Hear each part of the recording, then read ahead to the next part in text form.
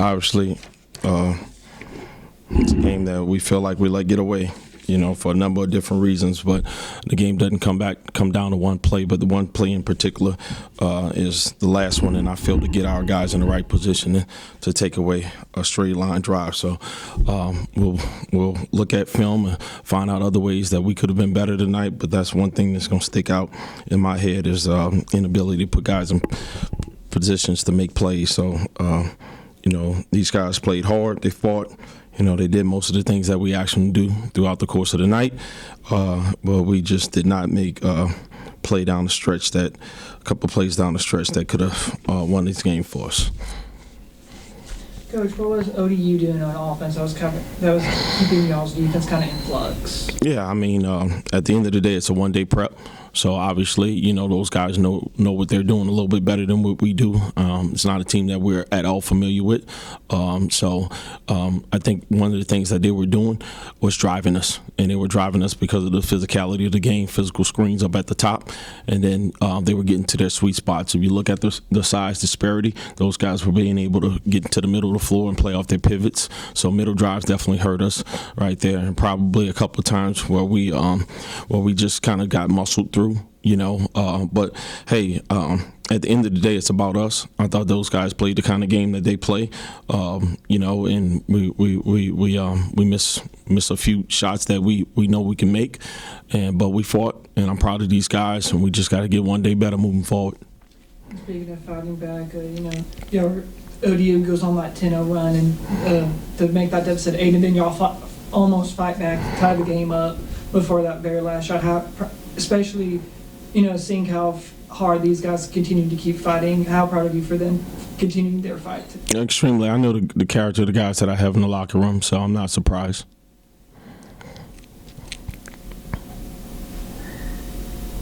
Coach, what are some of the things that you're going to do to get your team's mindset ready for the next game after a loss like this? Yeah, we're going to flush it. We're going to accept it for what it is. We can't move on before you accept something, so we're going to accept it for what it is. Like I said, I got to do a better job down the stretch of the game of putting our guys in defensive positions so we don't lose games like that, and we can give ourselves a chance in overtime. And we're going to watch film on Thursday and Saturday's game on Monday, and then we're going to prepare for another tough Sun Belt game that's a must-win for us to try to go 1-0. You were yelling at your screen as a roll to the basket pretty hard a lot of times. What was the purpose of that action? Yeah, spacing. Yeah, so it can draw two. We can play behind. We felt like we can play behind. So throw back to throw in and reverse the ball side, top side. So we felt like if we had opportunities for Tyrell to pop up and play behind, well, he could either shoot it or throw it into a high-low pass. So, but if the fives don't roll, then we get it's congested. Yeah, indeed. Seconds on the last shot, was there a miscommunication of the assignment on picking up that ball and going down? Yeah, that's on me. I had 12 spaced out a little bit too much. Should have shortened the floor a little bit. He stayed with one of their better players, so that's on me. He did exactly what I asked him to do, and I was wrong. Coach, 68 points for this team tonight. What was going right for y'all on offense, and how are y'all keeping? I guess on the flip side, y'all are keeping ODU on their toes on that. Yeah, for the most part, guys took good shots. And balls in the hands of people, and they shooting the shots that they can shoot. So we've been doing a little bit better job. You notice over the last couple of games, you've seen multiple guys in double figures, because we're sharing the ball and we're taking good shots. Not having Drew Drennan tonight, how does that, change the makeup of the offense? Yeah, obviously he's one of your better players, a ball handler, a playmaker, a creator, and he's really good at getting downhill. And he's an older guy, he's a veteran, so it changes it drastically. We're looking forward to the day when he'll return. Do you know what's going on with him? I don't. I know exactly what's going on with him, but I don't know what his return date is. So he's getting better and better every day. He has a significant injury that happened in the Lafayette game, rolled his ankle, stepping on Nigel's foot. But other than that, man, all I can tell you is that he's getting better every day. With so many injuries happening to this team, with allowing these younger players to step up, like a Jordan Mason, Davion Sykes, and even a Brandon Love tonight, how proud of you, especially for your young guns, that are continuing to step up in these major roles? Yeah, I mean, they're getting better. You know, life is about opportunities, and opportunities are given and never made. So we're giving them an opportunity, and they put in the work, so they're getting better. But there's still a lot of work to be done. Before the game, Dr. Johnny E. Brown was talked to the team. What did he talk about with y'all? Yeah, he just talked to us about championship mentality.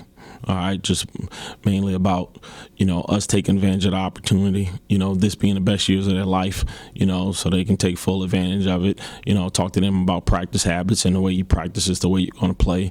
You know, talk to them about being obedient, you know, listen to their parents, listen to the coaches, and then just talk to them about being grateful for those that paved the way before them. So it was great to have him at shoot around today, and I think that all the players, you know, were really surprised that, you know, sometimes they don't think that the first African American to do anything is still alive. So, but we're in the United States of America, so plenty firsts to do a lot of things are still alive.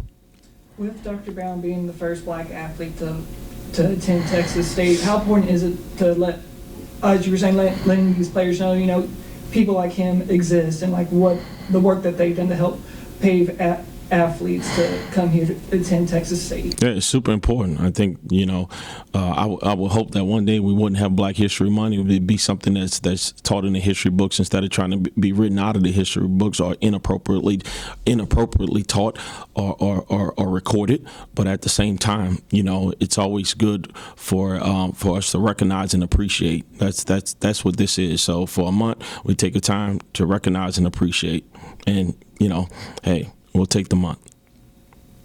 Coach, them bringing the first black student athlete here, what does that say about the culture that goes on at Texas State and how you all have a very diverse?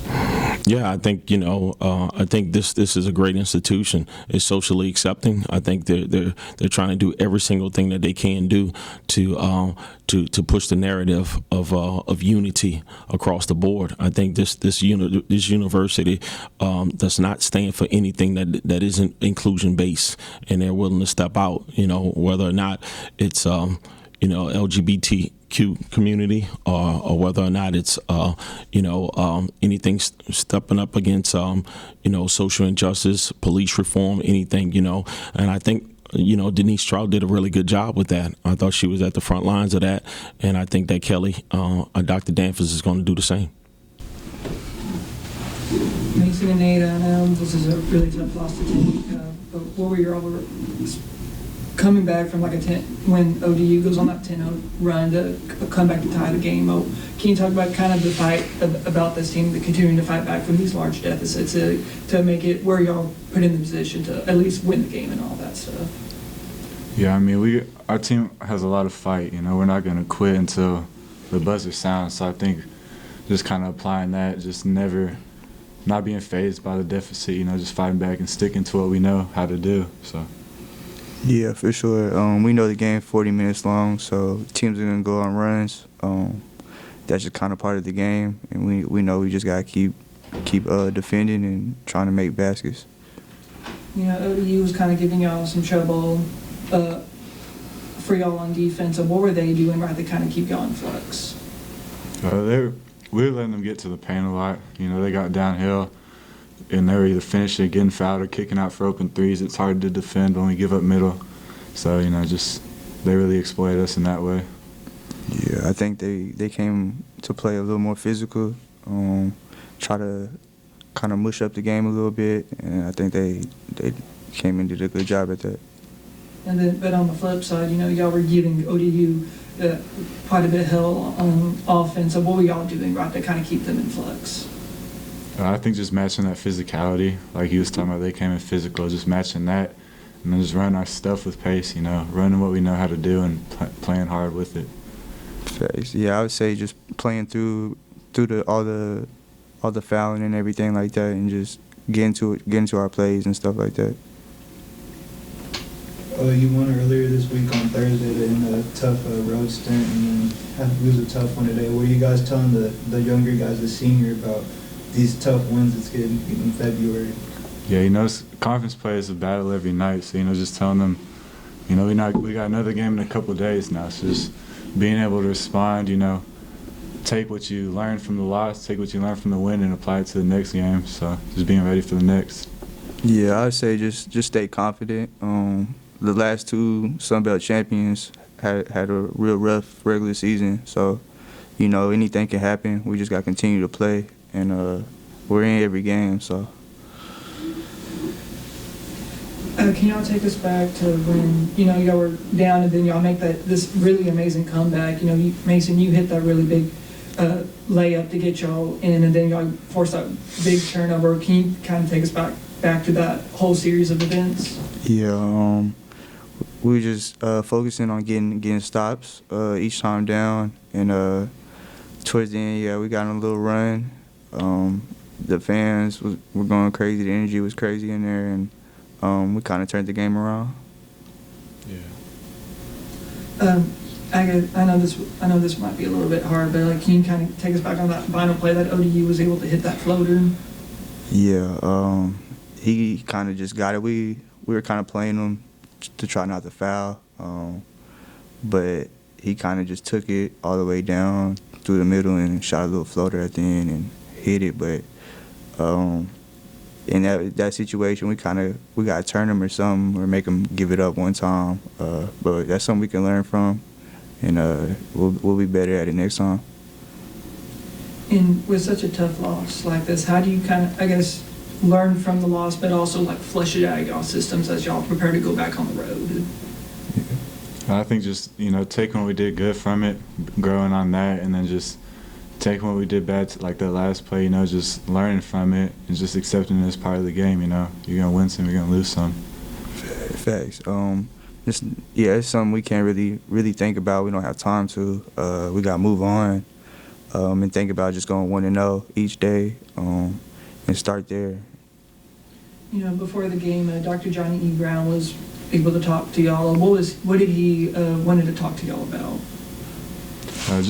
He was pretty much preaching just our opportunities that we have, just how blessed we are to be in the position we are, and just taking full advantage of it, because a lot of people don't get this opportunity, and if we come in and don't work hard for it, then it's wasting the time we have. So.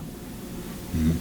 Yeah, he was just coming in there dropping jewels, teaching us the game and stuff like that, things he had to go through when he was attending Texas State, just racial things of that sort and just everything like that, but also telling us this is a nice university, and a lot has changed since he's been here. With him being the first black athlete to attend Texas State, what did y'all learn from his experience that he talked about? I would just say just to be thankful for what we have, because, he didn't have a lot of this stuff, but he didn't have this opportunity when he was playing here. So I'm just being thankful for that.